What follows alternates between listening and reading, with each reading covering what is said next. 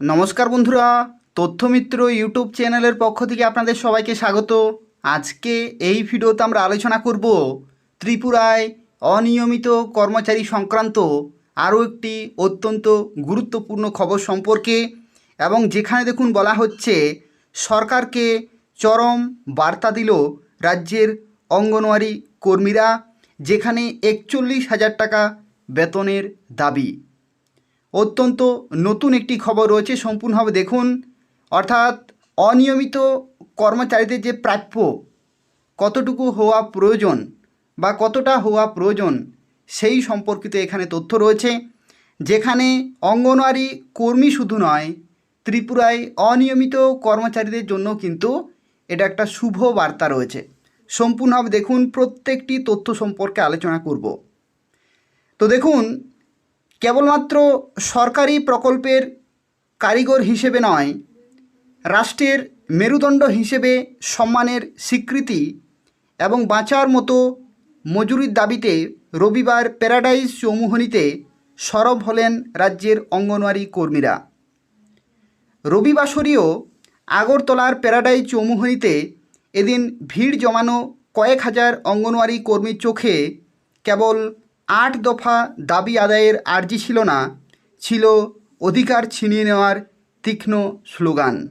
অর্থাৎ যে শুধুমাত্র অঙ্গনওয়াড়ি কর্মীরা তাদের দাবি সেখানে তুলে ধরেছে সেটাই নয়, তার সাথে সাথে সেই সমস্ত দাবিগুলিকে বাস্তবায়নে রূপায়িত করতে হবে, তার জন্য কিন্তু তীক্ষ্ণ স্লোগান দেখা দিয়েছে। অঙ্গনওয়াড়ি যে সমস্ত আন্দোলনকারী কর্মীরা রয়েছেন, এদিন রাজ্যের প্রশাসনিক আমলাদের কপালে রীতিমতো চিন্তার ভাঁজ ফেলে দিয়েছেন। অপরদিকে রবিবার আগরতলা রাজপথ কেবল অঙ্গনওয়াড়ি কর্মীদের মিছিলে অবরুদ্ধ হয়নি, বরং এক ঐতিহাসিক জনবিস্ফোরণের সাক্ষী থেকেছে। রাজ্যের গ্রামীণ প্রান্ত থেকে শহরতলিতে মায়েরা শিশুদের স্বাস্থ্য ও শিক্ষার বুনিয়াদ গড়েন, যাদের হাত ধরে গড়ে ওঠে একটি সুস্থ প্রজন্ম। সেই অঙ্গনওয়াড়ি কর্মী ও সহায়িকারা আজ যেন তাদের পুঞ্জীভূত ক্ষোভের আগ্নেয়গিরি উগরে দিয়েছেন রাজধানীতে। Tripura anganwadi works and helpers ইউনিয়নের এদিনের এই গণ অবস্থানের কর্মসূচি কেবল একটি জমায়েত ছিল না, এটি ছিল তাদের প্রতি বঞ্চনা ও শোষণের বিরুদ্ধে যুদ্ধ ঘোষণা। এদিন তাদের আন্দোলনের ভাষা ও মেজাজ ছিল বিগত আন্দোলনগুলোর তুলনায় অনেক বেশি তীক্ষ্ণ এবং আপোষহীন। আন্দোলনের সূচনাতেই সংগঠনের নেতৃবৃন্দ অত্যন্ত কঠোর ভাষায় তাদের 8 দফা দাবিকে সামনে এনেছেন, যার কেন্দ্রে রয়েছে ন্যূনতম আর্থিক নিরাপত্তা ও সামাজিক সুরক্ষা। আজকের এই অগ্নিমূল্য বাজারে যখন জীবন ধারণের প্রতিটি উপকরণ সাধারণ মানুষের নাগালের বাইরে চলে যাচ্ছে, তখন সরকার কিভাবে একজন কর্মীকে নামমাত্র সাম্মানিক দিয়ে দিনরাত খাটিয়ে নেয়, সেই প্রশ্ন আজ বড় হয়ে দাঁড়িয়েছে।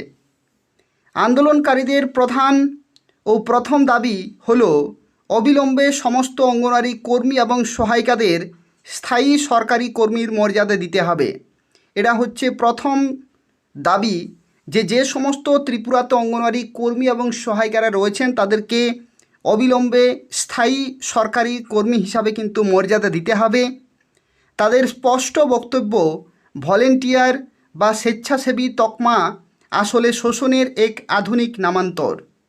সারা মাস হাড়ভাঙা খাটুনির পর যে অর্থ তাদের হাতে তুলে দেওয়া হয়, তাকে বেতন বলাটা এক ধরনের রসিকতা।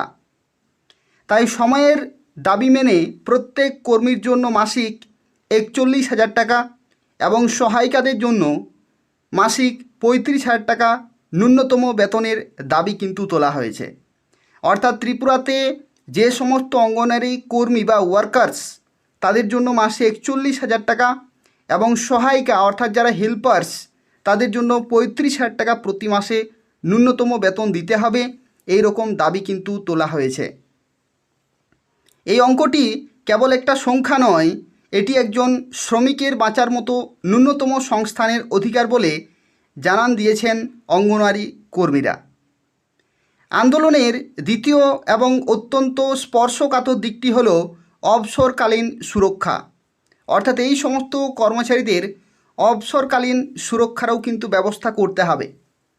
গণ অবস্থানে বক্তারা ক্ষোভ উগরে দিয়ে বলেন যে জীবনের সেরা সময়টুকু শিশুদের সেবা এবং রাষ্ট্রের টিকাকরণ থেকে শুরু করে ভোটার তালিকার কাজের ব্যয় করার পর অবসরের দিন এই মহিলাদের রিক্ত হস্তে বাড়ি ফিরতে হয়।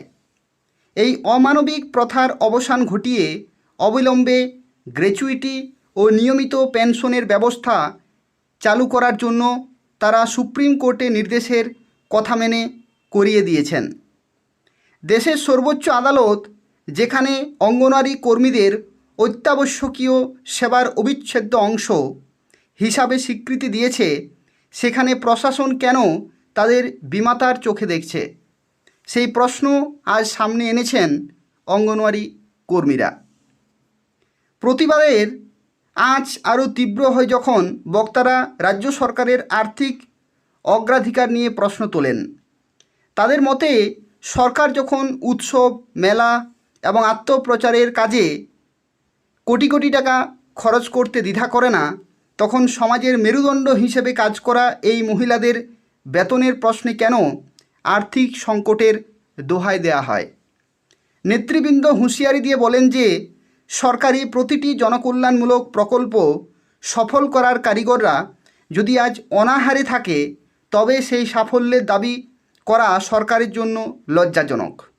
অর্থাৎ যে সমস্ত কর্মচারীরা বিভিন্ন গুরুত্বপূর্ণ যে প্রকল্পগুলি রয়েছে সেই প্রকল্পগুলিকে সফল করছেন প্রতিদিন, সেই সমস্ত কর্মচারীরা যদি অনাহারে থাকে, তাহলে এই সাফল্যের দাবি কিন্তু করা একটা লজ্জাজনক ব্যাপার। এদিনের সমাবেশ থেকে অঙ্গনওয়াড়ি কেন্দ্রগুলোর পরিকাঠামো নিয়েও গভীর উদ্বেগ প্রকাশ করা হয়েছে। ইদানিং বিভিন্ন মহলে শোনা যাচ্ছে যে সরকার খরচ কমাতে বেশ কিছু কেন্দ্র সংকোচন বা বন্ধ করে দেওয়ার পরিকল্পনা করেছে। এই খবরের পরিপ্রেক্ষিতে ইউনিয়ন সাফ জানিয়ে দিয়েছে যে রাজ্যের একটি অঙ্গনওয়াড়ি কেন্দ্র যদি বন্ধ করা হয়, তবে আন্দোলন আরও বিধ্বংসী রূপ নেবে। শিশুদের পুষ্টি ও প্রাক প্রাথমিক শিক্ষার দায়িত্বেও কোনো বেসরকারি সংস্থা বা এনজিওর হাতে তুলে দেওয়ার চক্রান্ত কোনোভাবেই বরদাস্ত করা হবে না, বরং কেন্দ্রগুলোকে আধুনিকীকরণ করতে হবে এবং সেখানে শিশুদের জন্য প্রয়োজনীয় খেলাধুলা ও শিক্ষার উন্নত উপকরণ সুনিশ্চিত করতে হবে। বিকাল পর্যন্ত চলা এই গণঅবস্থান কেবল আগরতলার যান চলাচল স্তব্ধ করেনি, বরং প্রশাসনের অন্দরমহলে এক অস্বস্তিকর বার্তা পৌঁছে দিয়েছে। সমাবেশের শেষে সংগঠনের কেন্দ্রীয় নেতৃত্ব এক চরম পত্র জারি করেছেন। তারা পরিষ্কার জানিয়েছেন আজকের এই কর্মসূচি ছিল আন্দোলনের একটি ক্ষুদ্র স্ফুলিঙ্গ মাত্র। যদি আগামী কয়েকদিনের মধ্যে সরকার তাদের সাথে দ্বিপাক্ষিক আলোচনায় না বসে এবং 8 দফা দাবি পূরণে সুনির্দিষ্ট লিখিত প্রতিশ্রুতি না দেয়, তবে লড়াই মহকুমা ও ব্লক স্তরে ছড়িয়ে পড়বে। তখন কেবল রাজপথ অবরোধ নয়, বরং অঙ্গনওয়াড়ি পরিষেবার চাকা সম্পূর্ণ স্তব্ধ করে দিয়ে অনির্দিষ্টকালের জন্য ধর্মঘটের পথে কিন্তু হাঁটবেন প্রত্যেকটি অঙ্গনওয়াড়ি কর্মী এবং সহায়িকা। এদিন অঙ্গনওয়াড়ি কর্মীদের 41,000 টাকা বেতনের দাবি নিয়ে শুরু হওয়া এই অধিকারের লড়াই ত্রিপুরার সামাজিক ও রাজনৈতিক প্রেক্ষাপটে এক নতুন অধ্যায়ের সূচনা করল।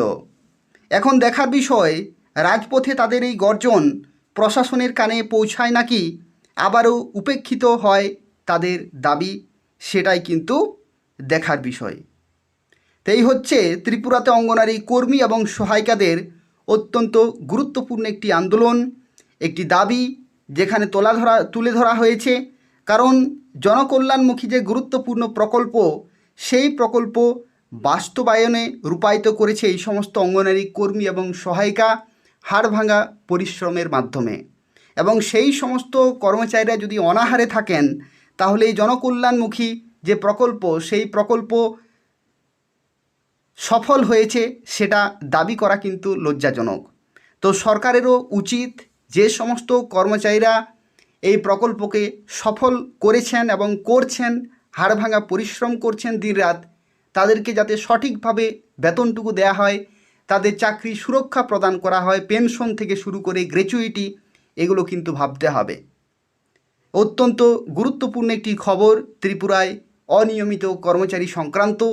এবং যদি অঙ্গনওয়াড়ি কর্মীদের এবং সহায়িকাদের এই বেতন বা তাদের দাবি যদি বাস্তবে রূপায়িত হয়, তাহলে ত্রিপুরায় বাকি যে সমস্ত অনিয়মিত কর্মচারী রয়েছেন তাদের জন্য কিন্তু আশার আলো দেখা যাচ্ছে, কারণ তাদেরকেও তখন নতুনভাবে সিদ্ধান্ত গ্রহণ করবে সরকার। তাই হচ্ছে অত্যন্ত গুরুত্বপূর্ণ একটি খবর। পরবর্তী সরকার কী পদক্ষেপ নিচ্ছে সেটাই কিন্তু দেখার বিষয়। আর এই ধরনের নিয়মিত খবরগুলি যদি আপনারা প্রতিনিয়ত পেতে চান তাহলে অবশ্যই তথ্যমিত্র চ্যানেলটি সাবস্ক্রাইব করে রাখুন। এই চ্যানেল থেকে কর্মচারী সংক্রান্ত প্রত্যেকটি খবর সময়মতো পেয়ে যাবেন। ধন্যবাদ।